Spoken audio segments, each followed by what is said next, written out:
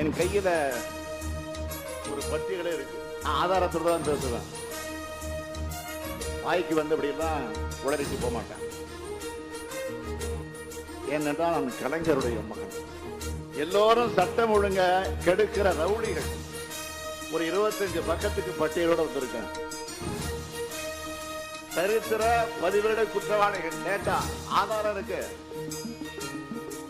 இது தவறுனா தயனை இருந்தா, தெம்பு இருந்தா, திராணி இருந்தா என்பது வழக்கு போடுங்க. நான் நீதிமன்றத்தில் சந்திக்க தயாராக இருக்கிறேன். இந்த பட்டியலில் இருக்கிறவங்க எல்லாம் இப்ப எங்க இருக்காங்க தெரியுமா? இந்த பட்டியலில் இருக்கிறவங்க எல்லாம் எங்க இருக்காங்க தெரியுமா? அத்தனை பேரும் பாஜகவில் தான் இருக்காங்க. இந்த பட்டியல் போலீஸ் ஸ்டேஷன்ல தான் ஒட்டப்பட்டு இருக்கும். 32 பக்கங்கள் கொண்ட இந்த பட்டியல்ல